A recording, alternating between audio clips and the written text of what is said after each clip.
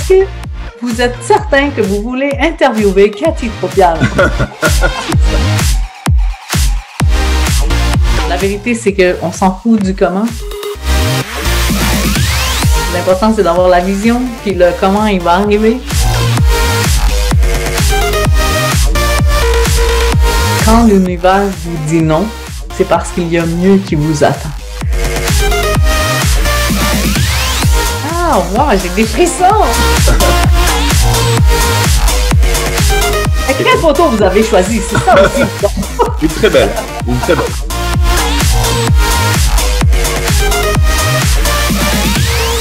Bonjour à tous, je suis Luc et bienvenue chez Coco. C'est une joie, comme toujours pour moi, de vous recevoir dans ce magnifique loft de l'Avenue des Ailes. Une nouvelle occasion passionnante de découvrir ensemble des personnalités au parcours de vie hors norme, exceptionnel même, des personnalités très inspirantes de par leur vision, leur vécu, leur qualité d'être et la mission incroyable qu'ils ont accepté de porter pour nous. Aujourd'hui, on s'envole en direction de l'effet lumière à la rencontre d'une femme de chiffres devenue coach intuitif, d'une belle fée de la prospérité secrètement cachée dans une éclaireuse d'identité. Femme redevenue flamme, après s'être éteinte l'âme, c'est une chandelle nouvelle qu'elle brille d'un feu couleur du ciel. Elle qui dans l'enfance s'entendait dire « va, va, va », milite aujourd'hui en diva et répète ces mêmes mots réécrits plus haut « va dans la vie, à la vitesse de la lumière, va dans la vie et tu seras business béni ». Cette semaine, j'ai la joie d'accueillir Cathy Tropiano. Bienvenue Cathy. Merci infiniment pour cet accueil aussi chaleureux, là, poétique, j'ai envie de dire. Wow! Merci! Je suis ravi de vous accueillir, Cathy, vraiment ravi. On a eu le temps de discuter hors émission. Et puis, vous, youtubeurs, restez jusqu'à la fin, parce que comme je disais à Cathy, aujourd'hui, je vais lui révéler une expérience totalement incroyable qui s'est passée suite à ma première conversation avec elle.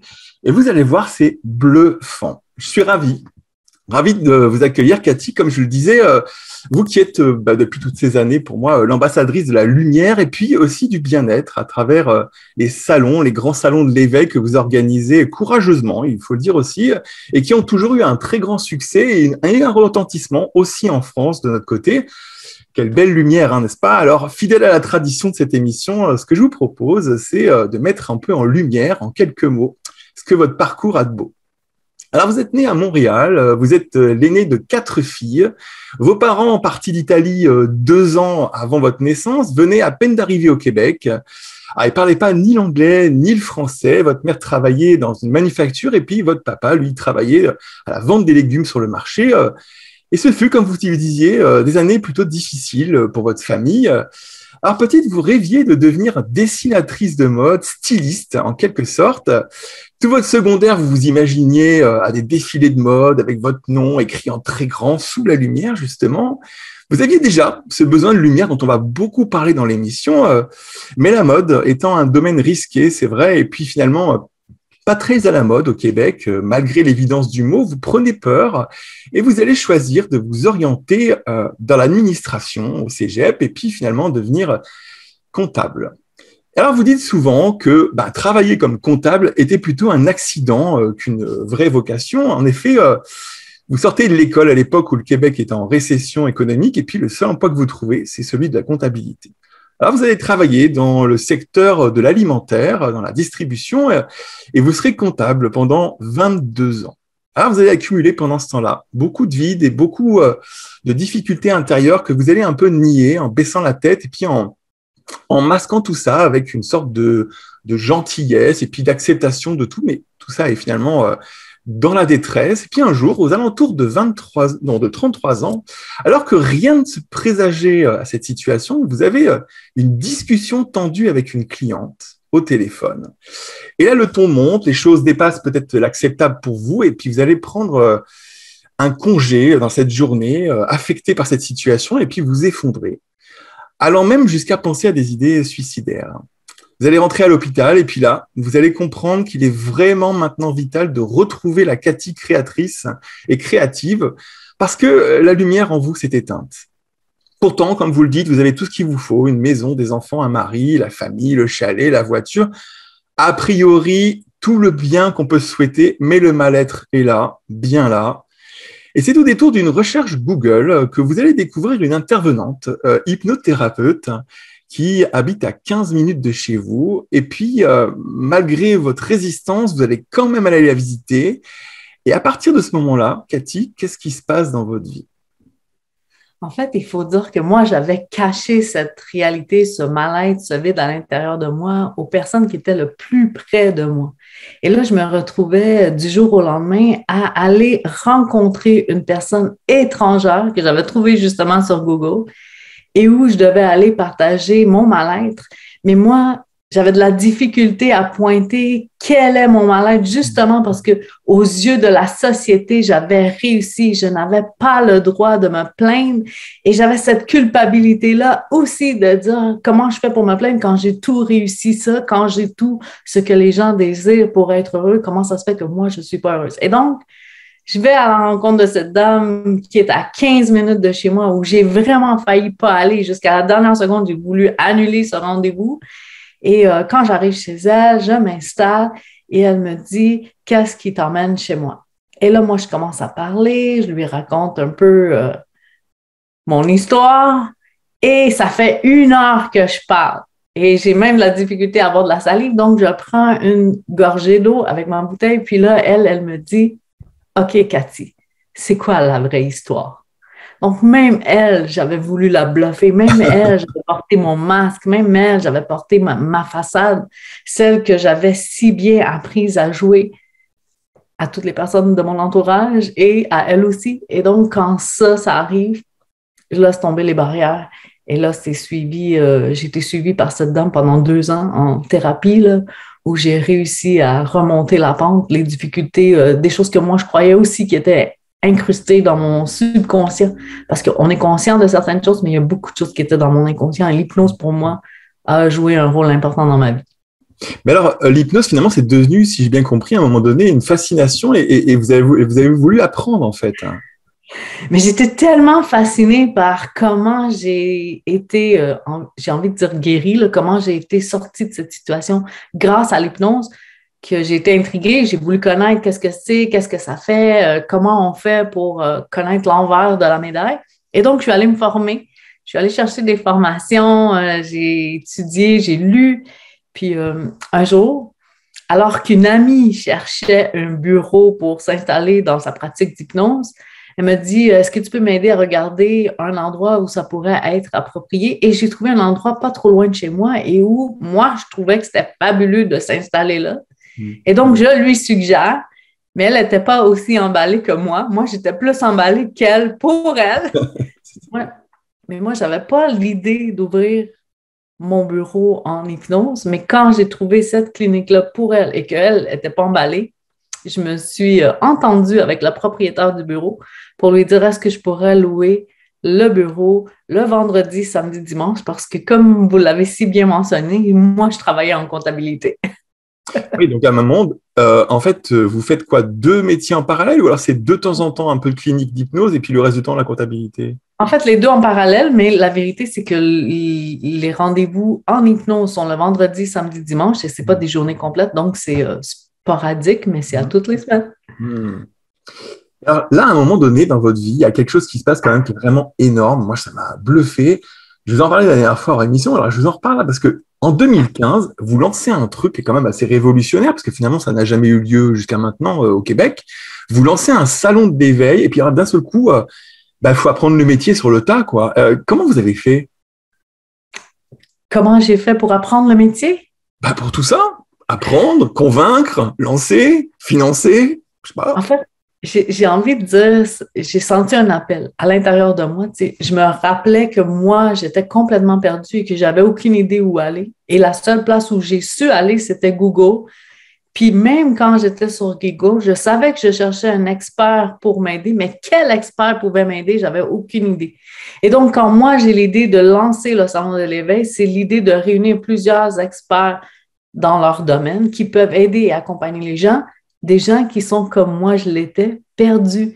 Des fois, on pense qu'on a besoin d'un entraîneur professionnel, puis après, on se retrouve avec quelqu'un qui fait de la massothérapie ou quelqu'un qui fait une kinothérapie, bref.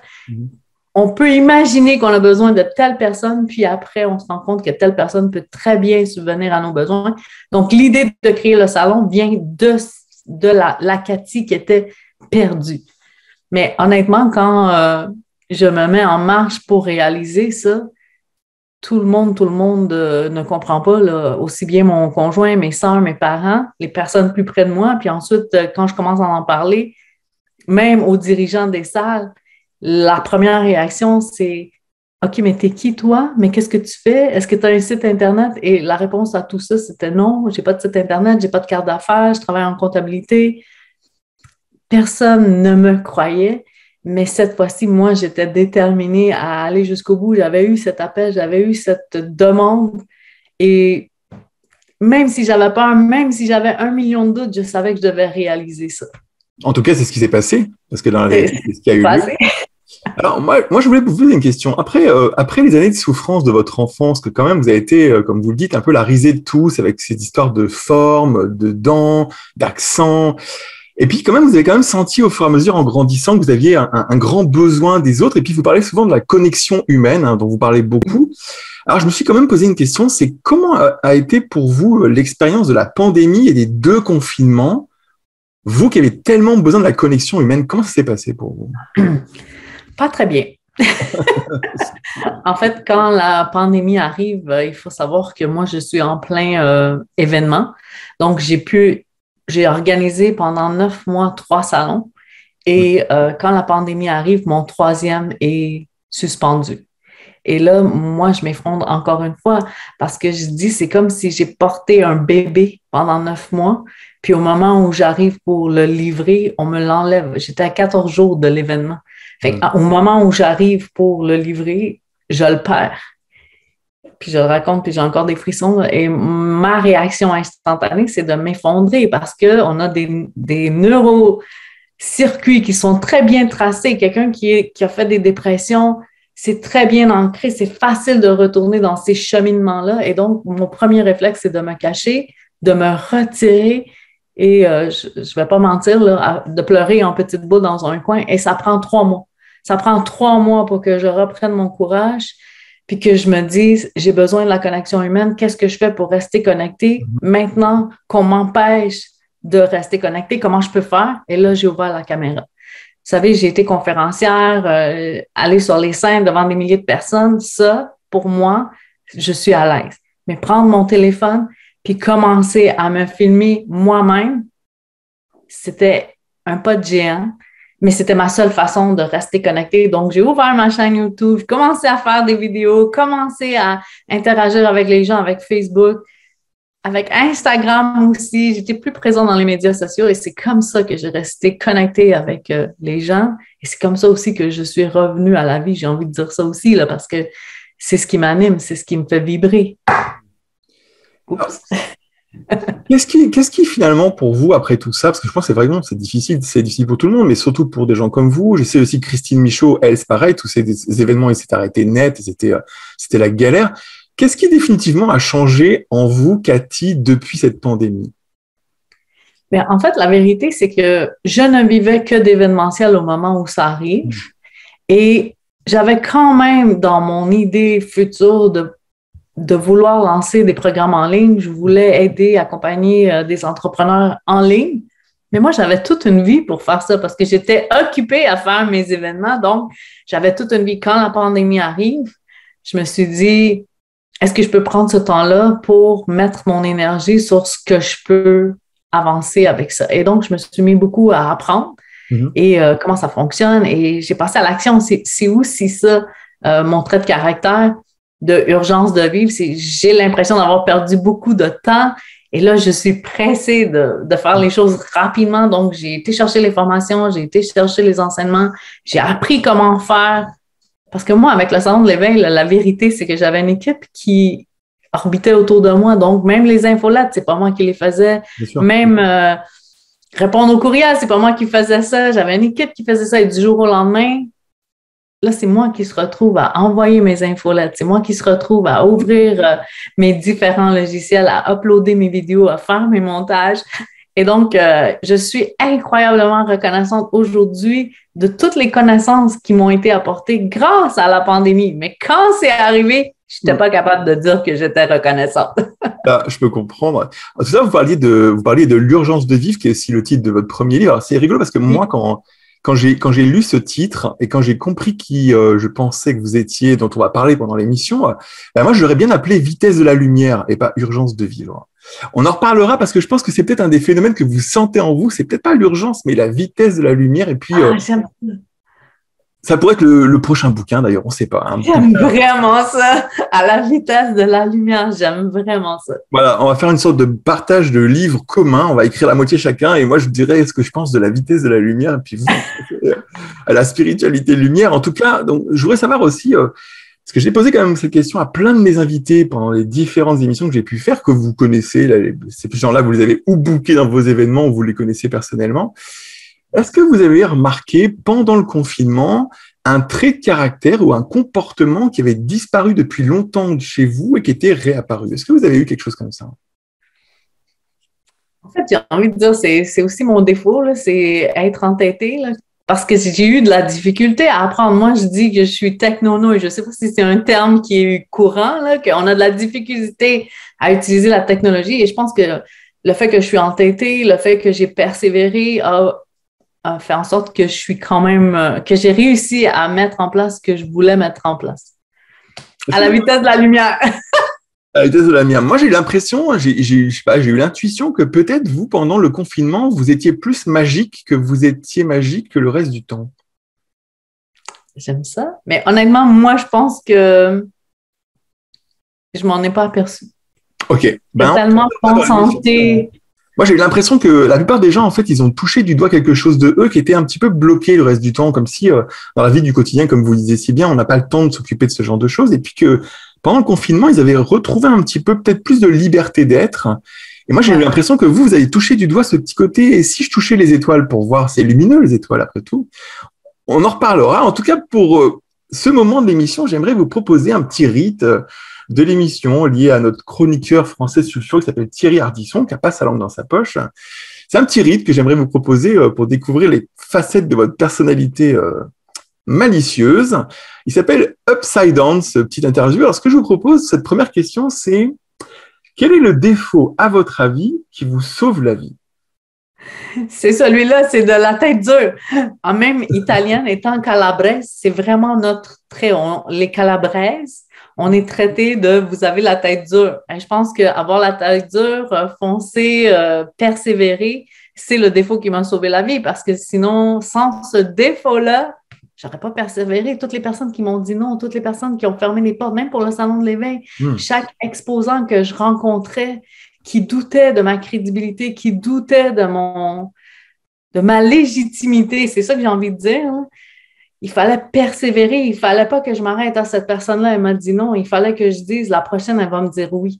C'était aussi simple que ça, mon raisonnement, parce que le nombre de personnes qui m'ont dit non dès le départ, au bout d'une semaine, j'aurais arrêté, je n'aurais pas réalisé le projet, j'avais 100 exposants à aller chercher et j'avais rien pour aller les chercher, j'avais juste qu'une étincelle au fond de mes yeux. Puis j'en parle ça dans mon livre, qu'il y avait seulement une étincelle au fond de mes yeux. Et c'est les exposants eux-mêmes qui me l'ont dit. Ils m'ont dit, Cathy, quand tu parlais de ton projet, tu étais tellement allumée, éveillée qu'on ne pouvait pas passer à côté de ça. Alors justement, vous parlez de cet événement qui a quand même marqué votre vie. Alors je me demandais, parmi les différents événements de votre vie, quelle est votre plus belle erreur? C'est-à-dire, quelle est la chose que tout le monde vous disait de ne pas faire, que vous avez fait quand même en disant on verra bien, et puis ça a été banco. Alors bon, évidemment, vous pouvez me parler de salon d'éveil, j'en suis sûr, mais qu'est-ce qu'il y a eu d'autre comme plus belle erreur dans votre vie? Mais je veux le mentionner, là, puis je peux aller aussi ailleurs, mais je veux juste le mentionner. La première erreur que j'ai faite tout le monde me disait, mais c'est une folie, ton salon, là, c'est une folie. Tu n'as aucune expérience, tu n'as jamais fait ça, comment tu veux réaliser ça? Et je me rappelle d'avoir cette force, ce courage-là, d'être allé rencontrer les dirigeants de la salle, puis le monsieur a imprimé le contrat, le dirigeant de la salle, et là, j'entendais l'imprimante, et tout le long que ça imprime, je me dis, mais qu'est-ce que je suis en train de faire? Mais qu'est-ce que je suis en train de faire? Là, il me dit, OK, ça prend votre carte de crédit, il faut donner un dépôt. Et là, je lui donne le dépôt, il me dit, signe ici. Et là, j'avais donné 5 000 $. Et Oh. là, je me rappelle de cet instant-là où je retourne dans ma voiture, où je suis seule avec moi-même, avec ma carte de crédit, mon reçu de 5 000 $, là, où là, je suis engagée. Là. Et là, c'est comme, c'est une erreur. Là. Dans ma tête, c'est que, mais qu'est-ce que je viens de faire? Donc, je devais la mentionner parce que c'était une qui était très marquante aussi. Euh, une autre erreur que j'ai faite, c'est justement quand je suis venue en Europe, je suis venue organiser une tournée de conférences à Paris, mais j'avais 10 villes à visiter. Et l'erreur que j'ai faite, c'est que j'ai fait une confiance à une dame que je ne connaissais pas, Hmm. qui, elle, devait organiser cette tournée-là parce que moi, justement, j'étais occupée à organiser 3 salons et 3 salons avec 300 exposants. C'est incroyablement prenant de temps. Donc, elle, je l'avais mandatée pour organiser cette tournée-là et je partais pour l'Europe le 29 avril et le 1er avril, elle m'appelle pour me dire, je te laisse tomber. Oh. Et donc, ça a été une erreur où j'ai vraiment appris que j'aurais dû regarder, j'aurais pas dû faire confiance aveuglément, j'aurais dû regarder plus en profondeur qu'est-ce qui se passait de ce côté-là. Mais encore là, comme je le dis bien, là, j'étais prise avec l'organisation de 3 événements back-à-back, un après l'autre. Donc, voilà. Ça veut dire que ça veut Mais dire je suis venue quand même en Europe et la tournée s'est faite mieux que si cette dame-là l'avait organisée. Vous savez, moi, je dis tout le temps, quand l'univers vous dit non, c'est parce qu'il y a mieux qui vous attend. Moi, je me rappelle d'être en direction pour l'aéroport, pour prendre l'avion et de savoir que ma tournée, celle qui était planifiée, s'est effondrée. Et là, de m'en aller en Europe sans savoir ce qui m'attend et de faire confiance à des nouvelles personnes que je ne connaissais pas, mais qu'on a échangé, qu'on a connecté avec Internet, puis que ça se met en place dans moins de 3 semaines et que les réalisations de cette tournée-là sont 100 fois mieux que si j'avais réalisé l'autre tournée que la dame avait organisée. bonne chose. Et en même temps, ça me donne un élément supplémentaire sur vous que je connaissais pas, c'est que quelque part, Cathy Tropiano a besoin de faire confiance. Mais honnêtement, j'ai fait confiance souvent, je me suis heurtée souvent, mais je crois fondamentalement que les êtres humains, on est ici pour s'aider, pour s'élever, je crois fondamentalement en l'être humain.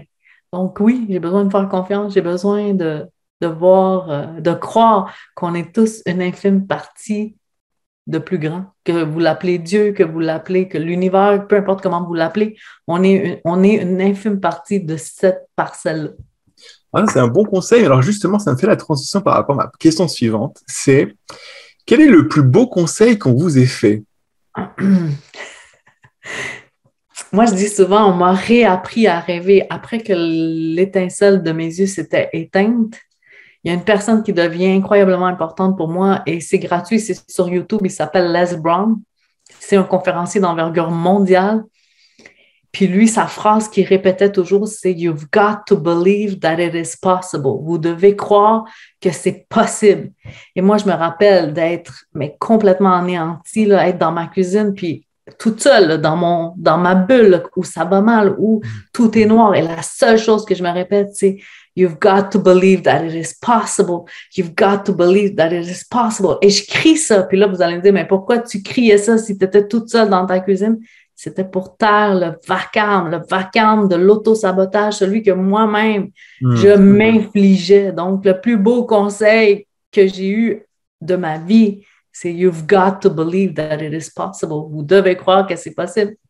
Et vous l'avez rencontré après parce que vous l'avez fait venir au En fait, je l'ai fait venir à Montréal. Et vous lui avez dit merci pour le super conseil que vous ne savez pas que vous m'avez donné en fait. En fait, je peux raconter brièvement un peu l'histoire. Pour faire venir ce conférencier d'envergure-là, il faut passer par son agence et ça prend énormément d'argent, des sommes faramineuses. Et moi, je suis une mère de 2 enfants, j'ai pas de sponsor, j'ai pas l'expérience non plus. C'était la première fois, j'avais juste envie de réaliser ça. Et la première réponse de eux, c'est non. Voici combien ça coûte. J'ai pas l'argent et c'est non. Et je me rappelle dans cette folie de prendre un papier et d'écrire une lettre. Mais pendant que j'écris la lettre, là, m'auto-sabote, je me crie des noms, je me trouve. Mais cette lettre-là, pour moi, elle n'allait pas partir, elle allait au vidange, elle allait juste évacuer ma déception, ce rêve sur lequel je mettais un X. Puis finalement, j'ai fini par l'envoyer. Puis il l'a reçu et c'est lui qui m'a appelé. Il m'a dit, quand j'ai lu ce que tu m'as écrit, ça m'a ému aux larmes. Puis après, ben, c'est là qu'il a pris la décision de venir. Et je n'ai pas payé la somme faramineuse qui était demandée, même si ça m'a coûté énormément d'argent. Là, je vais être transparente. Là, ça a quand même pris, pour faire venir ce conférencier-là, il fallait payer les billets d'avion, il fallait payer les gardes du corps, il fallait payer l'hôtel, la nourriture, bref. Fait que j'ai écrit la lettre, j'ai déposé mes émotions et il les a entendues. Incroyable histoire, en tout cas, c'est vraiment une... Alors justement, c'est intéressant parce que ça me donne un petit moyen de vous parler d'hommes. Quel défaut, à votre avis, devrait avoir un homme pour vous séduire? Oh mon Dieu, c'est une bonne question. Quel défaut devrait avoir un homme? C'est une bonne question. Ben, c'est une question très révélatrice. Je suis certain que la lumière va adorer cette question. Quel défaut devrait avoir un homme que vous rencontrez pour que vous disiez « Waouh ». J'ai envie de dire, c'est pas un défaut, là, mais quelqu'un qui est à l'écoute. Moi, ça fait 25 ans 30 ans que je suis avec la même personne, donc c'est pour ça que je dis comment un homme peut me séduire. Peut-être s'il a une bonne écoute, déjà, c'est important pour moi. Ok, mais un vrai défaut alors, parce que là, ça c'est facile, mais un vrai défaut, un truc que tout le monde dit « Bah non, il est trop comme ça » et vous dites « Oh non, j'adore ».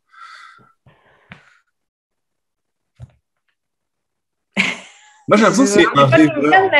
Mais donne-moi des exemples. Peut-être que... Je pense que j'en ai un. Je vais vous donner un exemple. Je vais vous donner l'impression que j'ai eue. Moi, j'ai eu l'impression que ce qui était bon pour vous, c'était de rencontrer un homme qui rêve. Ah oui. Donc, peut-être pas un mec qui sait exactement comment on fait les choses, peut-être pas un type qui sait ranger son linge, peut-être pas un type qui sait faire clairement les choses, mais un mec qui plane, quoi. Est-ce que ça vous parle? J'adore. Ça fait tellement de sens. Quelqu'un qui vient puis qui a des grandes réalisations, des grands projets, puis qu'on n'a aucune idée de comment il va y arriver, mais qui continue à y croire, c'est extrêmement séduisant. Merci, Bon. merci de m'avoir enligné. Parfait. Nous sommes, on a découvert quelque chose de nouveau sur Cathy Tropiano. Là, vous êtes en face de vous-même, parce que grâce à Zoom, on peut se voir, mais si vous pouvez vous cloner là, si vous pouvez créer une deuxième Cathy, qu'est-ce que ferait l'autre Cathy comme activité en même temps que vous? En fait, pour vrai, si je pouvais me cloner, je ferais encore plus de ce que je fais maintenant parce que j'adore écrire, j'adore être conférencière, j'adore accompagner les entrepreneurs. Mais mettons qu'on me disait que je dois faire quelque chose de complètement différent. Ça fait quelques années, des fois, je dis, j'aimerais ça être fleuriste, j'aimerais ça aller vendre des fleurs. Puis honnêtement, la seule raison qui me fait ça, c'est j'aime les fleurs, j'admire les fleurs. Et je me dis, quelqu'un qui rentre chez le fleuriste, il est toujours de bonne humeur. Et même s'il vient chercher, mettons, des fleurs pour une personne qui est décédée, c'est par amour pour cette personne-là. Donc, je me dis, la personne qui est derrière le comptoir chez le fleuriste, ben, ça doit être magnifique ce qu'elle vit tous les jours parce que les gens qui entrent dans son commerce, c'est ou des gens amoureux, ou des gens heureux, ou des gens qui viennent exprimer leur amour. Fait pour moi, là, le métier de fleuriste, je pense que c'est quelque chose que je regarderais. Intéressant. J'aurais pas pensé ça. Intéressant. Et alors, si vous aviez en face de vous Cathy Tropiano là et que vous deviez faire une interview d'elle, donc il y a une première question à lui poser. La grande question que vous lui demanderiez, c'est quoi? Ah, c'est vraiment bon! J'ai pas eu les questions à l'avance, honnêtement.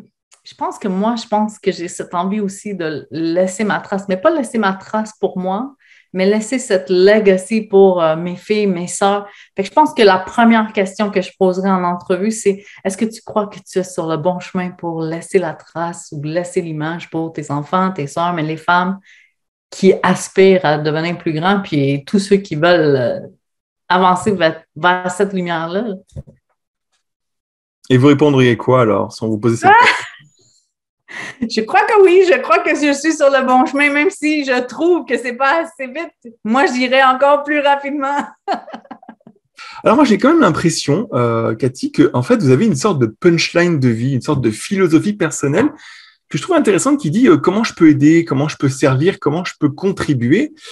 Et finalement, très jeune, en fait, quand même, il y a eu cette apparence, ces rondeurs, cet accent qui faisait un peu que vous étiez la risée de cette école. Et au final, j'ai l'impression, en fait, que ces années difficiles, elles vous ont donné une direction dans votre mission de vie. Est-ce que c'est vrai, ça?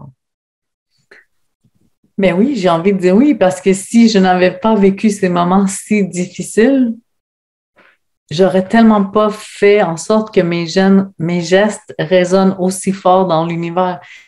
Je donne souvent cet exemple-là. C'est comme si une marmite qui est en ébullition et que la seule chose qu'on a fait, c'est on a mis le couvercle pour apaiser. Et moi, quand on a enlevé le couvercle, j'ai pas crié, j'ai hurlé, j'ai voulu que la planète entière m'entende. Hmm. Parce que quelque part, si on regarde bien, c'est quand même un peu un autre biais de la spiritualité qu'on n'aura peut-être pas tout de suite facilement capacité de comprendre. Mais donc, ça veut dire que la vie, elle peut très bien vous faire souffrir pour vous préparer à votre vie. C'est quand même terrible parce que quelque part, ça veut dire qu'on est dans l'antithèse de ce qu'on appellerait le bien-être. Parce que ça veut dire que quand vous souffrez, c'est juste. Qu'est-ce que Mais vous en en même pensez? temps, c'est seulement dans l'opposition qu'on réalise le beau. S'il n'y a pas la nuit, on ne peut pas apprécier le jour. S'il y a pas, il y a tout le temps ce côté-là de l'opposition pour qu'on puisse apprécier. Il faut la tempête pour qu'on apprécie le beau temps. Il faut la nuit pour apprécier la journée, le soleil, lever du soleil.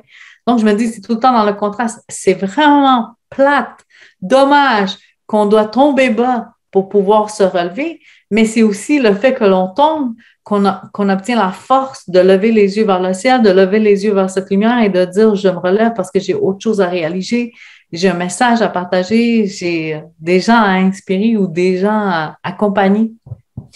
Alors c'est vrai, mais on pourrait aussi dire que la vie elle aurait pu dire, bon, écoute, on va t'apprendre, par exemple, à aimer les gens un jour après l'autre, par la relation de M avec les gens qui se passent bien, tu ne vas pas souffrir et tu vas grandir et tu vas aller vers les autres simplement. C'est quand même étrange parce que tout le monde dit la planète bleue est géniale, mais sur la planète bleue, il faut souffrir pour être. C'est un Mais truc de fou quand même. je crois qu'on a tous signé ce contrat-là. Vous Ah savez, le ok. contrat qui dit on vient sur Terre, voici ce que vous allez vivre. Il y en a qui n'ont pas lu les lignes qui étaient écrites en tout petit, mais je pense qu'on a tous signé le contrat. On voit bien la personne qui organise des événements et qui a des contrats avec des ex-astérix. Alors, moi, quand même, vous avez vécu quand même plusieurs vies, vous avez quand même porté plusieurs masques, hein, vous le dites très souvent, et puis vous avez compris l'importance de la lumière et puis de l'éveil à soi. Alors, comment vous voyez la vie aujourd'hui, maintenant, avec tout ce qui s'est passé? Comment vous la voyez, la vie? Évidemment que maintenant, je trouve que la vie est belle, je trouve que la vie, elle passe trop vite. Je regarde les années qui passent, puis j'arrête pas de dire ça. Je me dis, j'ai été longtemps dans ce paradigme de dire un jour je vais avoir l'argent, un jour je vais avoir le temps, un jour je vais rencontrer les bonnes personnes, un jour je vais avoir les bonnes formations. Et quand j'ai décidé qu'un jour allait devenir jour un, là, je suis pressée de la vie. Fait que je trouve que la vie, elle passe vite, je trouve que la vie est belle, je trouve qu'elle est magnifique, je trouve qu'elle est rayonnante. Mais c'est aussi, on crée notre réalité. Les choses qu'on a pensées, c'est là où on est parce qu'on a pensé ces choses-là. Donc, je crois que si on nous avait appris plus rapidement, plus tôt, que nos pensées étaient si importantes, Hmm. mais il y a des gens qui resteraient un peu plus longtemps allongés sur leur lit le matin pour planifier la journée, pas pour l'organiser, mais pour créer la vie de leurs rêves. Oui, c'est sûr que c'est important parce que c'est pas une chose qu'on nous apprend. On nous habite à... Alors, en France, on nous apprend à apprendre, apprendre, apprendre, mais pas spécialement à écouter des pensées. Je sais pas comment sont les gens au Québec, est-ce qu'ils apprennent à leurs enfants? Peut-être la même chose, à apprendre, apprendre, apprendre. Oui, exactement. On nous apprend à apprendre, puis avec le temps, on réalise des choses que peut-être que sur un temps X, ces choses-là étaient appropriées, Hmm. mais dans l'évolution du temps, ces choses-là ne sont plus appropriées. Hmm. En même temps, tout à l'heure, vous parliez de la prospérité. Alors, c'est justement le but de cette question que je vais vous poser. Parce que si on parle de prospérité et qu'on prend ce titre que je trouve génial de votre bouquin qui dit que Dieu vous business, d'ailleurs, pour ça que je faisais l'introduction en disant va dans la vie et que le business te bénisse. En France, ce serait un truc qui serait choquant. Les gens diraient non, quand même. Enfin, on sait que la France est un pays qui a des difficultés avec l'argent, mais Et juste pour vous rassurer, même ici, ça a été choquant. Quand j'ai proposé mon titre à mon éditeur, ils m'ont dit non. Ils m'ont dit, Cathy, si tu mets le mot Dieu sur la couverture de ton livre, juste le mot Dieu, c'est dérangeant, c'est scandalisant par rapport à tout ce que ça englobe.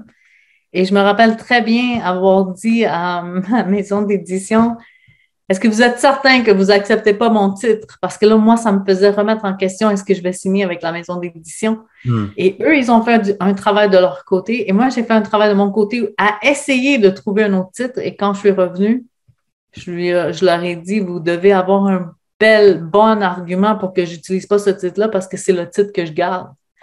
Et là, comme je disais, c'était la question de est-ce que je vais aller avec cette maison d'édition? Et en fait, ils m'ont accueilli les bras grands ouverts et je n'ai que des bons mots à dire envers eux. Mais je veux juste dire que j'ai choqué aussi avec le titre et qu'eux, ils ont dû prendre le titre et aller faire des tests dans les distributeurs pour voir est-ce que vous accepteriez ça.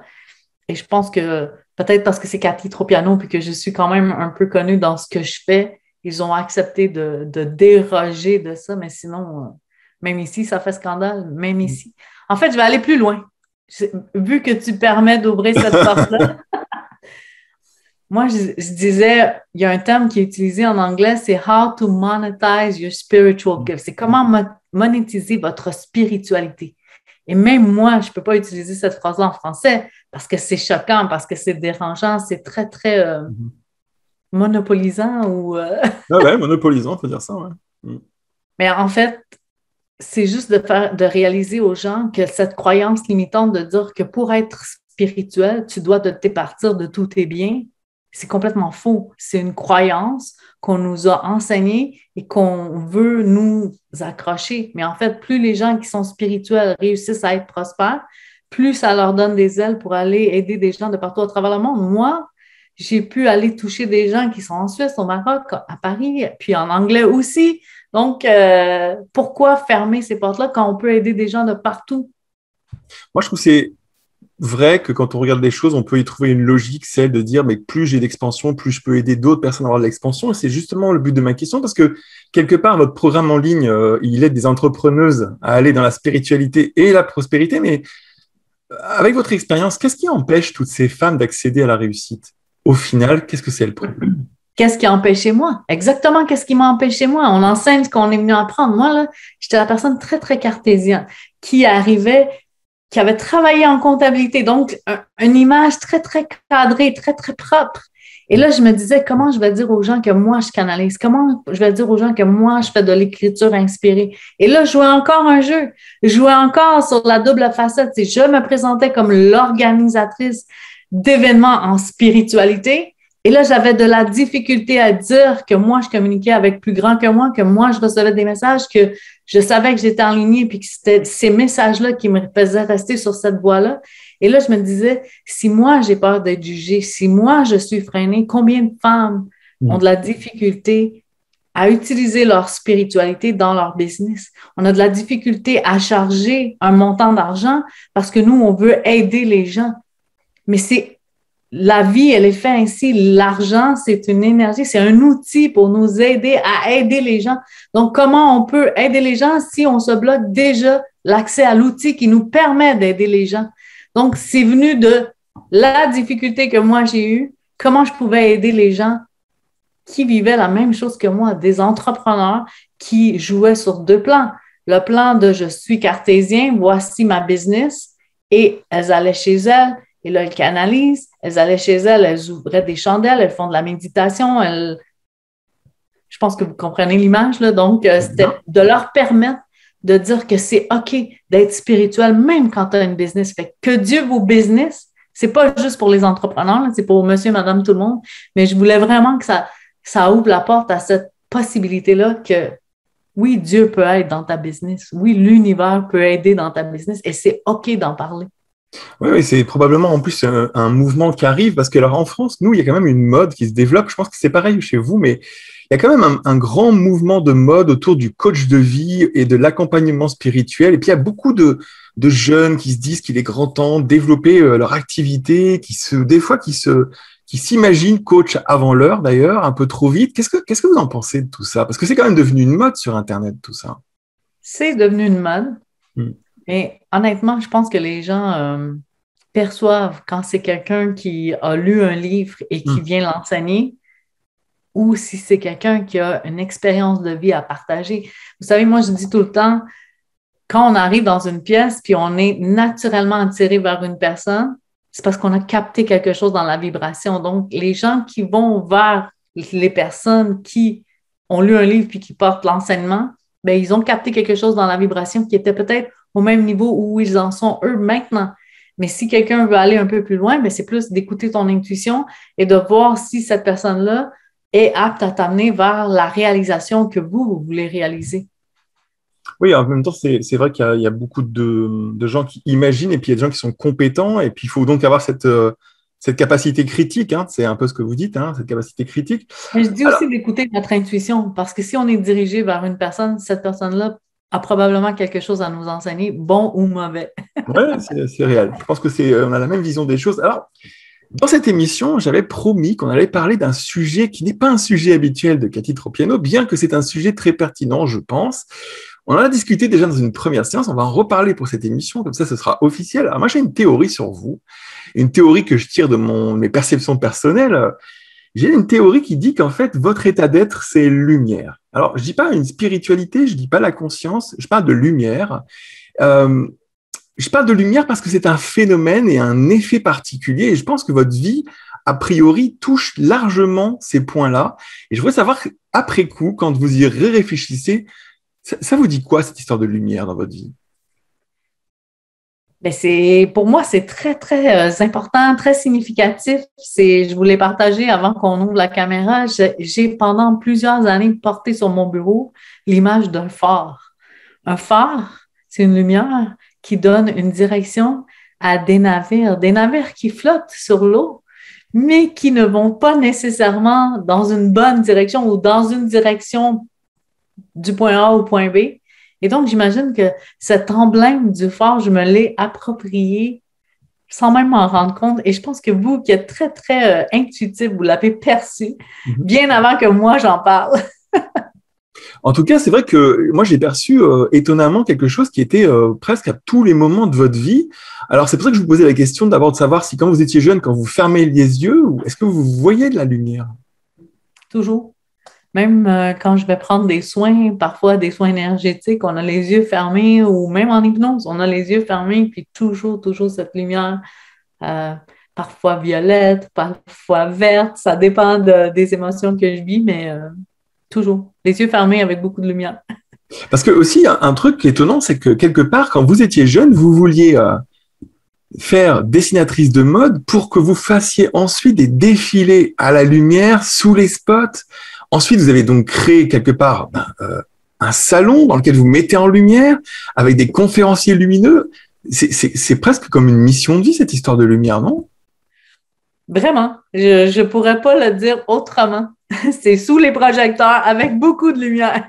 Mais alors, cette lumière en vous, qu'est-ce qu'elle veut? Parce que quelque part, je pense que c'est étape par étape. Est-ce qu'elle vous a dit ce qu'elle voulait, cette lumière? Honnêtement, c'est drôle parce que autant je pourrais dire cette lumière-là, elle est là pour moi, mais honnêtement, là, je pense que moi, je prends cette lumière-là et je la pointe sur les gens. Je mets en lumière plein de gens. Je le fais avec le Centre d'éveil, je l'ai fait avec mon événement au Palais des Congrès avec Les Brown. J'ai mis plein de gens en lumière. J'ai permis à des parfaits inconnus de monter sur la scène. J'ai permis à des experts dans leur domaine de publier des articles dans le magazine Éveil, des gens qui n'avaient pas cette facilité d'avoir accès à cette lumière-là. Puis moi, je la distribue, je la partage.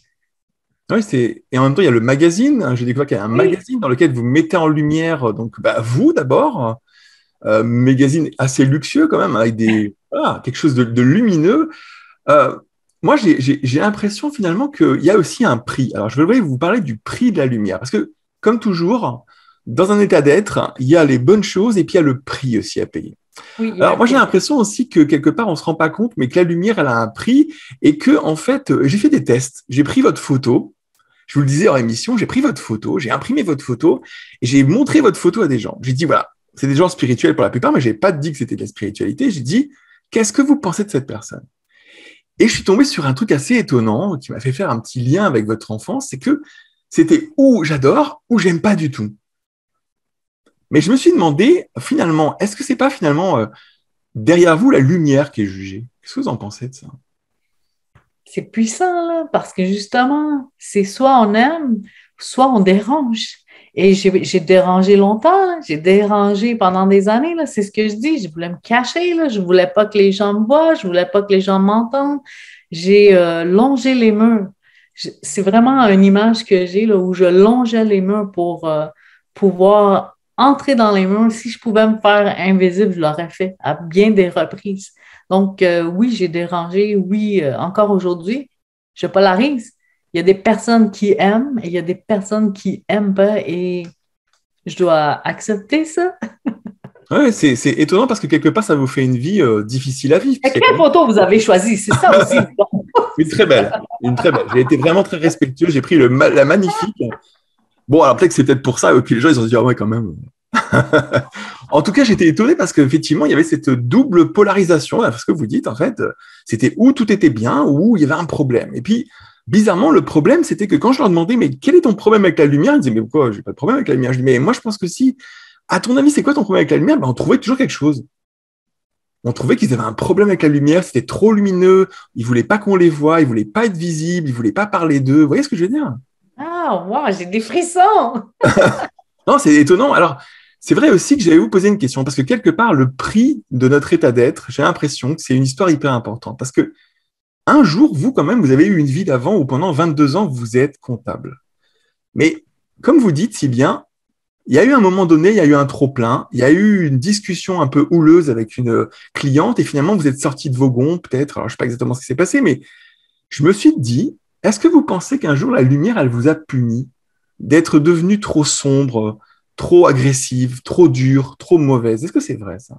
C'est tellement vrai. Moi, j'ai tout le temps dit, c'était zéro les propos de cette dame-là qui m'ont dérangé cette journée-là, même si j'ai crié après elle, parce que j'ai vraiment crié après elle, j'ai vraiment sorti de mes gonds, là, je ne me reconnaissais plus et j'ai raccroché la ligne au nez à cette dame-là. Et je me rappelle de comment me sentir, de me sentir vraiment comme, mais qui je suis devenue pour parler à quelqu'un comme ça, quand dans mon être intérieur, infini intérieur, je voulais juste aider, je voulais juste, je suis amour, je suis lumière, comment j'avais fait pour me rendre jusque-là. Et évidemment que je crois que c'est peut-être pas une punition, mais une grande réalisation que j'étais sombre, que j'étais noire, là, que j'étais dans mon train-train, puis que je m'étais perdue, égarée complètement, là. Mais ça fait quoi que, après, ça vous permet de vous dire quoi? Que quelque part, quand les gens travaillent avec vous, est-ce qu'ils ont un peu des obligations de comportement? Parce que je me suis dit quand même après, à partir du moment où vous êtes lumière, bah, quelque part, on peut pas travailler avec vous n'importe comment. Il y a peut-être des choses à pas faire et des choses à faire, non? En fait, moi, je dis à toutes les personnes qui viennent vers moi, c'est faut que vous ayez envie de réaliser quelque chose. Parce que, Hmm. encore, c'est ma personnalité, là, c'est j'ai perdu beaucoup de temps. Fait que je veux pas perdre du temps. Je veux aider les gens, mais qui veulent avancer. Je veux pas aider les gens qui veulent. Il y a des gens qui veulent que des formation par-dessus formation, puis elles ont tous les diplômes accrochés sur leur mur. Mais si vous les gardez pour vous, c'est égoïste de faire ça. C'est venez chercher la formation et partagez vos connaissances. Aidez le prochain, aidez le suivant, trouvez cette façon-là de, sans obligatoirement avoir des enseignements en ligne, mais trouver comment accompagner les gens et pas de garder toute cette information, tout cet accès à ce savoir-là que pour vous. C'est intéressant parce que ça me fait penser à cette histoire de réseau. Quelque part, Internet, c'est un réseau de lumière, mais il faut qu'il y ait un réseau. Il faut que les gens ils soient connectés les uns aux autres. Ça doit se propager. Donc, c'est ça, en fait, hein, c'est propager. Cette connexion humaine que moi, C'est ça. j'ai soif de, c'est ça. Ouais, la connexion humaine dont vous parlez, c'est peut-être ce réseau de lumière, en fait. C'est intéressant, hein. Alors, j'allais vous demander quelque chose, c'est quand on est lumière, comme vous, même si pour l'instant c'est peut-être nouveau, mais quand on est lumière, comment on se nourrit? Comment on s'inspire? Comment on se redonne de quoi être, hein? Mais je crois qu'on se nourrit de d'autres lumières, de d'autres personnes qui sont encore lumineuses, d'autres personnes qui font le bien, d'autres personnes qui aspirent à devenir, à être plus, puis encore là, pas pour égoïstement Hmm. s'approprier un titre ou s'approprier un pouvoir. C'est vraiment dans la direction de comment je peux aider, comment je peux inspirer, comment je peux élever et bâtir cette communauté, bâtir ce mouvement, bâtir. Je reviens aux étoiles dans le ciel, là. Elles sont toutes tu sais, c'est une communauté, là. C'est pas une étoile, c'est elles brillent ensemble. Alors, moi, j'avais envie de parler d'un petit truc parce que au début de l'émission, j'ai dit si les youtubeurs restent jusqu'à la fin, on va parler d'une incroyable expérience qui s'est passée, dont je vous ai parlé, mais je vais quand même le redire en live parce que ça vaut le coup. La première fois que j'ai parlé avec Cathy Tropiano, on a parlé de lumière et je lui ai dit, écoutez, je crois que vous êtes lumière et je pense pas que ce soit juste spirituel. D'ailleurs, on va en parler juste après. Ça peut être aussi le cinéma. On va en parler juste après. Mais alors, avant ça, je vais vous donner, cher youtubeur, un petit moment d'expérience tropianosque qui se passe quand on est près de Cathy et quand on parle de ce qu'elle est. Je suis sorti de chez moi après la discussion et en ouvrant la porte de chez moi, je suis tombé sur une Lamborghini violette garée devant chez moi. Franchement, l'expérience était d'autant plus hallucinante qu'il y a a priori aucune probabilité que ça arrive. Dans l'endroit où je me trouve, c'était impossible. Elle roulait lentement. Elle passait devant moi, violette, la couleur de la spiritualité, comme le disait Cathy. Et puis, c'était un test pour voir si j'étais capable d'accepter la lumière. Et je me suis rendu compte que la Lamborghini, c'était aussi la lumière. Parce que celui qui avait acheté une Lamborghini, c'était pour la lumière qu'il le voulait, pour que ça se voit, pour le propager. Alors, est-ce que vous pensez, Cathy, que vous êtes aussi une provocatrice? Sûrement. Ah, c'est vraiment bien dit. Cette Lamborghini-là, habituellement, les couleurs, c'est quoi? C'est rouge, c'est noir. Le fait qu'elle soit violette, c'était un vrai test. J'ai envie aussi de dire que avant cette première rencontre-là, moi et vous, on n'avait jamais échangé ensemble. Donc, c'était vraiment un test pour voir comment on réagit avec la lumière. Puis, je pense que oui, je provoque. Comme j'ai dit, il y a des gens qui aiment, puis il y a des gens qui n'aiment pas du tout. Là. C'est vraiment très polarisant. J'ai pas de milieu. Et donc, c'est peut-être un petit test de est-ce que vous êtes certain que vous voulez interviewer Cathy Tropiano? C'est ça. Ouais, j'ai l'impression que ça m'a dit, en gros, premier test, on va voir si tu aimes la lumière. Voilà une Lamborghini. Est-ce que tu la juges ou pas? Et je vous jure que sur le coup, je me suis dit, oh, mais j'ai foiré mon test, là. Je me suis tout de suite dit, mais qu'est-ce qu'il fait là, lui, avec sa Lamborghini? Je me suis dit, mais non, t'aurais dû dire, waouh! Finalement, c'est ça. Je pense que c'est un peu comme le wow de Jasmin Bergeron. Wow! Ou comme le wow de Bernard, de David Bernard. Wow! Ouais. Alors, Mais c'est une belle synchronicité, c'est marquant. Là. c'est marquant. On va en parler dans notre prochain livre. Sur la lumière, c'est sûr qu'on fait un passage là-dessus. C'est ça, on mettra la Lamborghini en première page. On dira, est-ce que tu aimes la Lamborghini? Mais pour finir cette émission, j'aimerais qu'on parle quand même d'un sujet que vous abordez jamais. Je pense pas que vous l'ayez abordé. Et je voulais proposer parce que j'ai trouvé ça assez questionnant parce que qui dit lumière dit les frères lumière. Et qui dit les frères lumière dit le cinéma. Et je me suis demandé, est-ce que le cinéma, ça vous avait questionné, ça vous avait interpellé? C'est drôle parce que à mes tout débuts avec le Salon de l'éveil, la première année, on m'a proposé de devenir animatrice à la télévision et j'ai sauté sur l'occasion. J'ai fait ça pendant un bon 8 mois. J'ai adoré l'expérience d'être animatrice, moins la personne avec qui j'étais, mais beaucoup l'expérience d'animatrice. Et je me disais, un jour, j'aimerais être dans un film. Et dernièrement, j'ai envie de dire peut-être l'été passé, j'ai un bon ami à moi qui écrit des scénarios de films et où j'ai eu l'idée de dire, moi, je me verrais dans le rôle de cette personne-là dans ce film-là. J'ai jamais eu le courage de lui dire, et quand j'ai eu l'entretien avec vous, c'est vous qui m'avez fait penser à, c'est pas pour rien que j'ai eu ce message-là, puis là, ça me revient. C'est une autre synchronicité qui dit, voici une direction que peut-être tu devrais prendre. Puis j'ai aucune idée si au moment où on se parle, ça va arriver, mais évidemment que c'est quelque chose qui m'interpellerait parce que j'ai déjà pensé à vouloir avoir ce rôle-là d'une actrice dans un film. Donc, oui, je suis ouverte à ça. Ouais, c'est non, parce que vous me disiez aussi, il me semble que vous avez des gens près de vous qui écrivent des scripts, justement. Exactement. C'est exactement cette personne-là qui écrit des scripts de cinéma, de film. Et je savais qu'elle écrivait un script particulier, d'un rôle particulier. Et je me disais, on est entre nous, je vais le partager. Là. La personne qui est décrite dans le script, elle est décédée. Et cette personne-là décédée, elle est venue me voir. Et donc, j'ai une communication avec cette personne décédée et je comprends que c'est moi qui pourrais jouer ce rôle-là et je n'ai pas eu le courage d'aller vers cette personne et lui dire, regarde, j'ai eu un message de cette personne décédée et c'est moi qui devrais avoir le rôle parce que je n'ai pas le courage de dire ça. C'est incroyable, hein. Finalement, donc peut-être que la spiritualité chez vous, c'est une première étape d'expression devant la lumière, en fait. Est-ce que vous avez des projets? Parce que je me dis quelque part qu'une personne comme vous, ça se trouve, elle entend la nuit tranquillement en train de regarder son petite étoile dans le ciel, elle entend des choses. C'est quoi les projets de Cathy Tropiano dans les années qui viennent? En fait, c'est tout le temps des grands projets, c'est tout le temps des choses qui sont outre mesure que moi, la Cathy Tropiano de tous les jours, j'ai aucune idée comment je peux réaliser des choses comme ça.